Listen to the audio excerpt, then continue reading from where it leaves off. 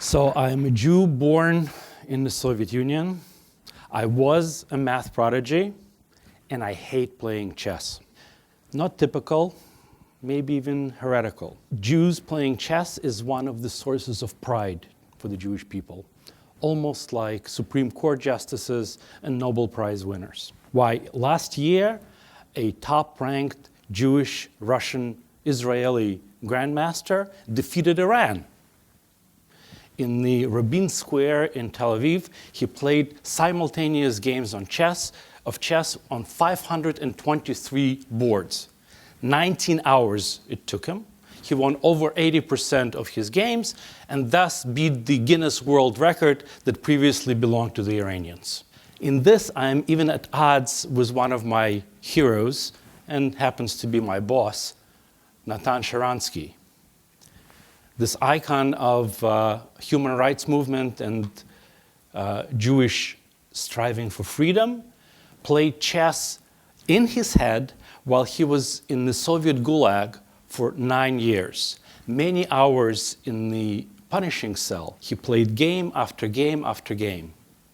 He says he won every one of them. Now, it could be that one reason I hate chess is because my father, when he was teaching me, wouldn't let me win very much. But that's the clinical psychologist in me talking. The real reason I don't like playing chess is because at every point in the game, there are too many possibilities. There are too many choices. You have to think through, and you will never come up with the right answer.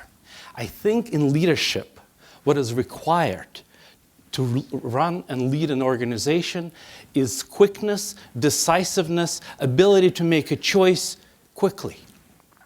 Jack Welch famously said that running an organization is like changing tires on a car traveling 65 miles an hour.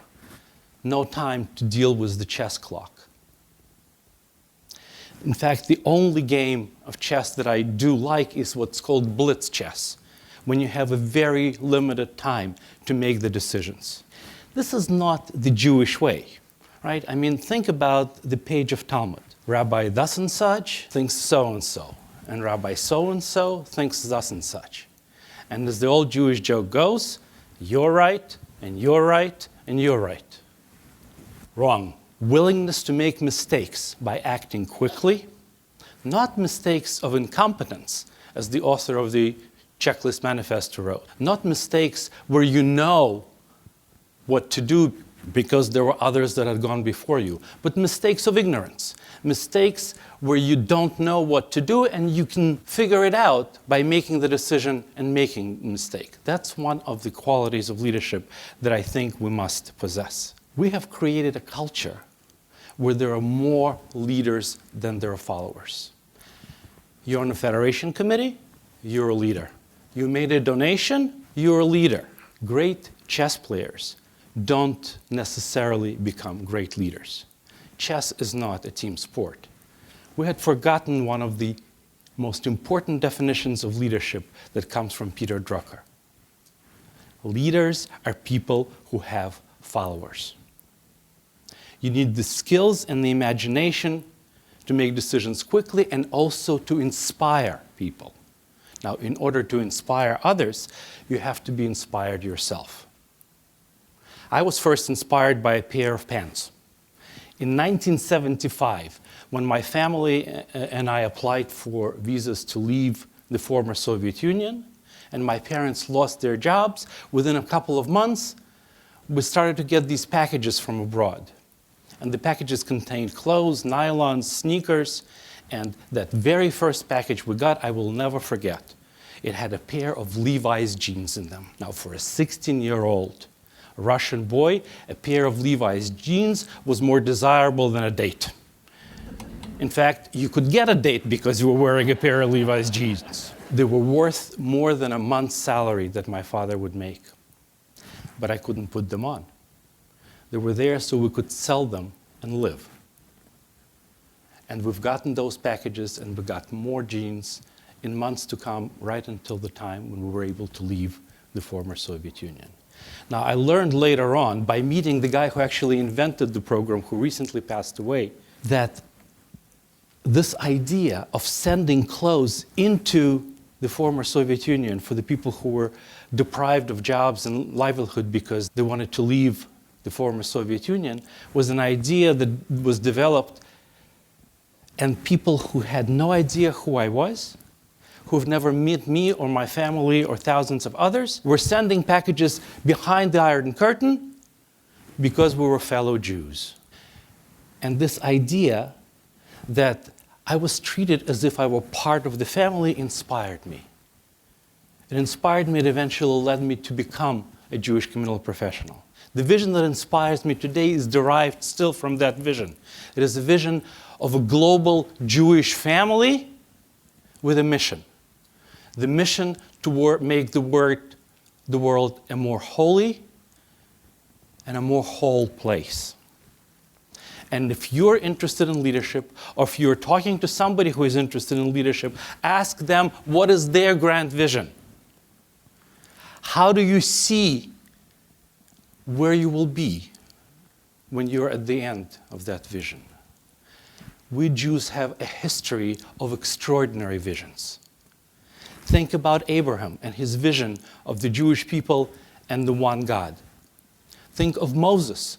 Think of Joseph and his vision of Jews thriving in Egypt.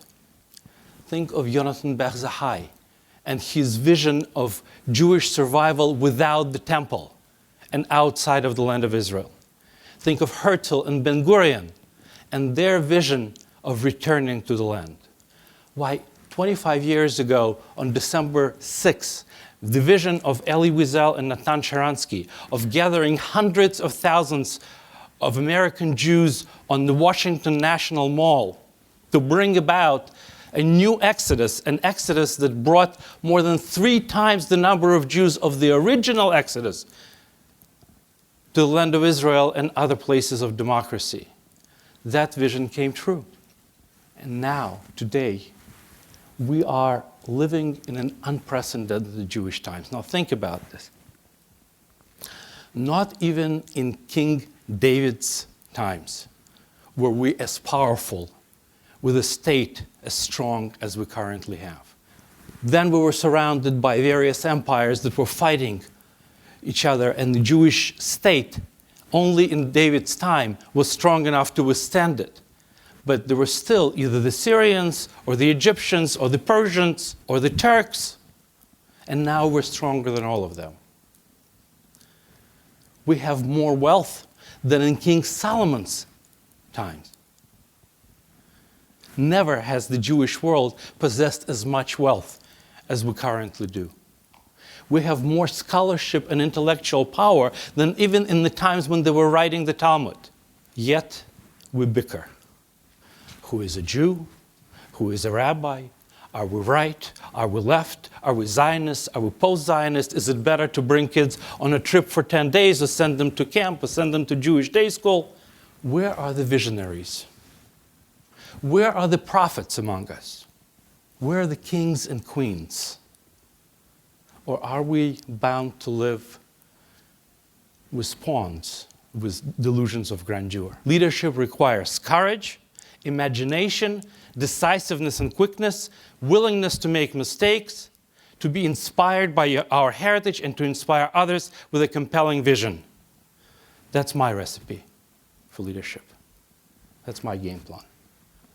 What's yours? Want to play white?